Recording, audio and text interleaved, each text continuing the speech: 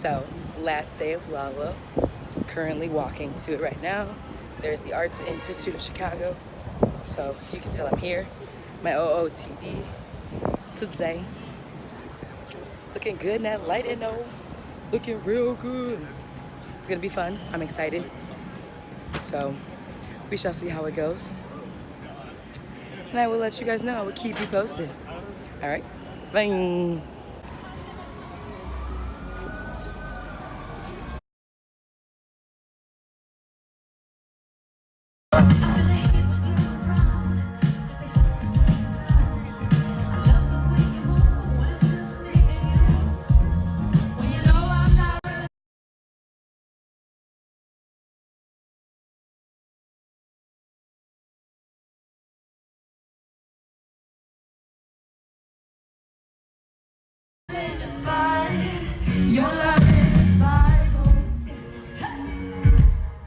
Their album, Volcanic Love. Well, When My Heart Feels Volcanic. Love them. They were there. Hi, shout out to them. But yeah, so last day of Lala, guys. Woo! We did it! We did it! We did it! We killed it. We did it. We did it. We did it. We out. Peace out, Lala.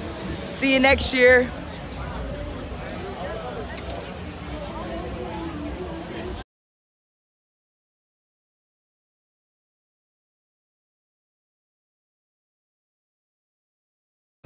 But yeah, it was all around a good time. And at first I was like contemplating if I wanted to go. But then I was like, you know what, Nia? You do a lot. You go to school in the summer. You work all day. Well, you work every other day when you're not at school. So I was like, you deserve a trip, girl. You deserve it. So then I said, you know what? Budget. Let's go.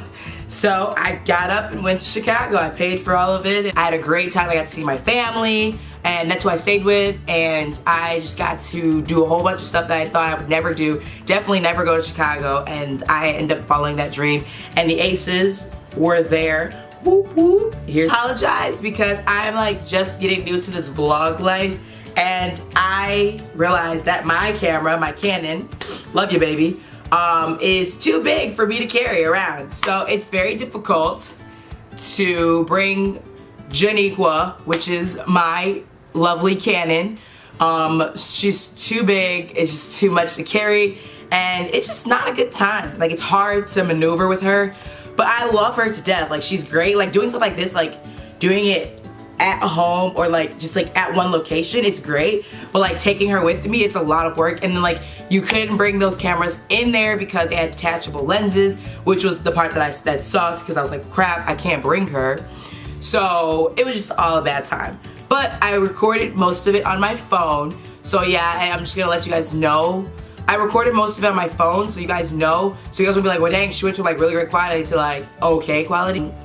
I did record a lot of the concerts, because I'm not that type of person that records concerts. Like, I'm that type of person that likes to live in that moment for that time being. So I try not to record too much of it. Like, I'll record a little bit just so I can like look back and be like, wow, okay, that's where I was at. But I don't record enough to be like, oh my god, I want to watch the whole thing over again. Like, there's people that do that. I am not that person. I know my limitations. So I just like, I don't know, that's like how I was, I don't know, that's like how I've always been. I've never like recorded the whole thing. Like, I'll record like parts of it, snippets of it. So I got snippets, but like that's about it, because I wanted to enjoy the experience and be where I was, like engulfed into the surrounding that I was in. So let's talk about what Lollapalooza is and like what the actual experience is, because people all the time talk about Coachella, and when they do talk about Lollapalooza, they don't tell you everything about it. And while I was watching Ember Chamberlain's video, because I'll link hers in the bio, she was talking about Coachella, and a lot of the things she said about Coachella was serious, and I was like, dang, that's a good point, because those things happened, but there was something that didn't happen, but most of them actually did happen. So one, your body is going to be hurting all types of the day. Like, you're gonna have weird pains and spots that you're gonna be like, I don't even know how this could be a pain, because like there was parts of like my lower back that was hurting, then there was parts of like my shoulders hurting from like carrying a backpack, and like I swear I was like chafing, like how Emma said she was chafing, like literally it was rubbing against my skin so much. that it was just so weird and so uncomfortable, but you don't notice it until you get home and then you need to go the next day. Like the whole time, you don't think about it at all. So that was great. Then, second time, you're sweating a lot, like a lot. I sweat in places that I didn't even think I could sweat. Like my ankles, my feet, my kneecaps, like it was weird. It was really weird. But once again, you don't notice it while you're there because you're like, oh, I'm having a great time. So yeah. It's great. Also, too, one thing I've noticed that Coachella had a lot of expensive stuff because she said like she bought a coffee that was like $9. Well, Lollapalooza wasn't as expensive. Like you could get a slice of pizza for $5. I mean, yeah, that's kind of like overpriced considering, but like it wasn't as bad as I thought it was gonna be. So like that was interesting, but I didn't buy anything because you guys know that I'm a vegan and that certain things I can have and certain things I can't have. So I would eat beforehand and then I would leave the park and go get some sushi because there was like a sushi place that was like right across the street, which was like bomb. But yeah, so that was great. Then also too, a third thing is that people don't go for the music. People literally go just to say, oh yeah, I was at Lollapalooza. They either say it for that or they say like, oh yeah, like they want to go just for the fashion because the fashion was definitely like different.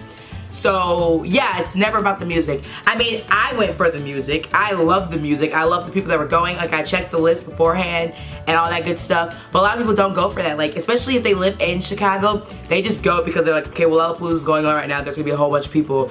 And like people come from all over the world to go to Lollapalooza. So it's like even if you don't go for the music, you can see the different styles of people. You can see the different styles of clothing that they wear because they're from different places. You can see a whole bunch of stuff.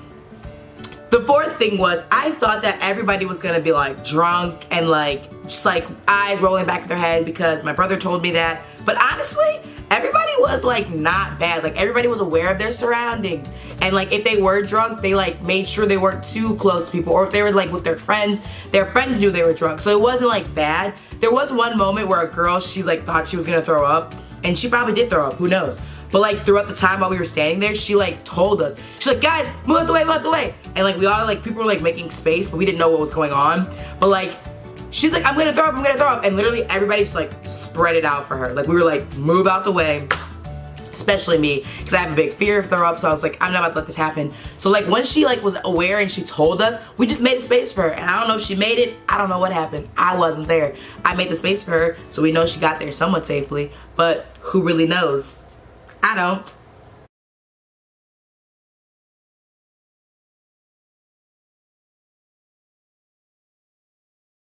Do a lot of stuff, so yeah, let's do it.